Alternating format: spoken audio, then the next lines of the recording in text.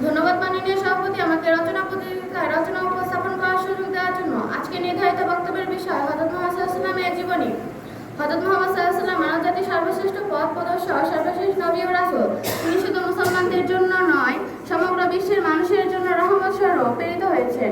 তার জীবন ছিল সত্য, ন্যায়, দয়া, মানবতা ও আদর্শ চরিত্রের এক অনন্য উদাহরণ। তার শিক্ষা আজও কোটি কোটি মানুষকে সৎ ও সুন্দর জীবনযাপনের পথ দেখায়।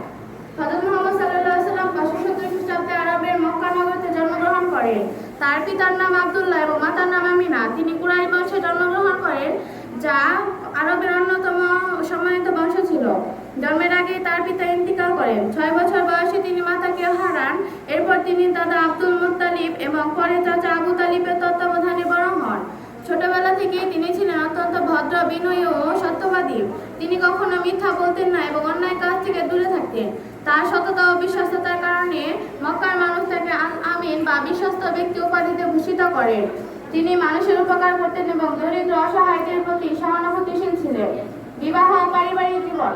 যৌবনে তিনি ব্যবসার কাজে নিয়োজিত হন। তার সততা ও দক্ষতায় মুগ্ধ হয়ে ধনী ও সম্মানিত মহিলা হযরত খাদিজা রাদিয়াল্লাহু তাআলা আনহা তাকে বিবাহ করেন।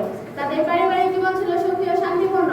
খাদিজা রাদিয়াল্লাহু তাআলা আনহা ছিলেন ইসলামের প্রথম গ্রহণকারী এবং নবীজি সাল্লাল্লাহু আলাইহি ওয়াসাল্লাম এর বড় সহায়ক।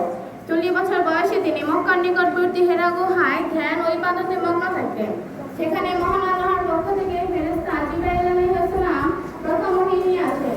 পড়ো, তোমার প্রথম নামে পড়ো। এই বাণীর দ্বারাই হযরত মুহাম্মদ সাল্লাল্লাহু আলাইহি ওয়াসাল্লামের নবুয়ত জীবন শুরু হয়।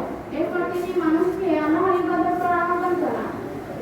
ইসলামের বাণী প্রচার করতে গিয়ে তাকে অনেক বাধা ও নির্যাতনের সম্মুখীন হতে হয়।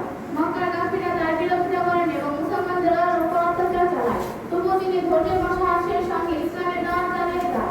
তার মহান চরিত্র ও সত্যবাদিতার কারণে ধীরে ধীরে অনেক মানুষ ইসলাম গ্রহণ করে শুরু করে। 622 খ্রিস্টাব্দে আল্লাহর নির্দেশে তিনি মক্কা থেকে মদিনায় হিজরত করেন। এই ঘটনাটি ইসলামী ইতিহাসে অত্যন্ত গুরুত্বপূর্ণ হিসেবে গণ্য করা হয় এবং ইসলামী হিজরি সনের সূচনা এখান থেকে। মদিনায় তিনি একটি আদর্শ সমাজ ও রাষ্ট্র প্রতিষ্ঠা করেন। তিনি মুসলমানদের মধ্যে ভ্রাতৃত্ব, ঐক্য ও সহযোগিতা শিক্ষা দেন এবং ন্যায় বিচার ভিত্তিক শাসন ব্যবস্থা গড়ে তোলেন। দীর্ঘ সংগ্রামের পর 630 খ্রিস্টাব্দে নবী সাল্লাল্লাহু শান্তিপূর্ণভাবে মক্কা বিজয় করেন। তিনি তার শত্রুদের প্রতি ক্ষমাশীলতা প্রদর্শন করেন। যারা এক সময় তাকে নির্যাতন করেছিল তাদের অনেককেই তিনি ক্ষমা করে দেন। এটি তার মহানুভবতা, উদারতার উজ্জ্বল দৃষ্টান্ত। 632 খ্রিস্টাব্দে তিনি বিদায় হজ পালন করেন। আরাফাতের ময়দানে প্রদত্ত তার ঐতিহাসিক ভাষণ মানবাধিকার, সাম্য, ন্যায় বিচার ও ভ্রাতৃত্ববোধের এক অনন্য দলিল। তিনি মানুষকে কুরআন ও সুন্নাহ আঁকড়ে ধরার উপদেশ দেন এবং সকল মানুষের মর্যাদা ও অধিকার রক্ষার কথা বলেন। বিদায় হজের কিছুদিন পর 632 খ্রিস্টাব্দে 12ই রবিউল আউয়াল তিনি ইন্তিকাল করেন। তার ইন্তিকালে বিশ্ব মুসলিম সম্প্রদায় গভীরভাবে শোকাহত হয়।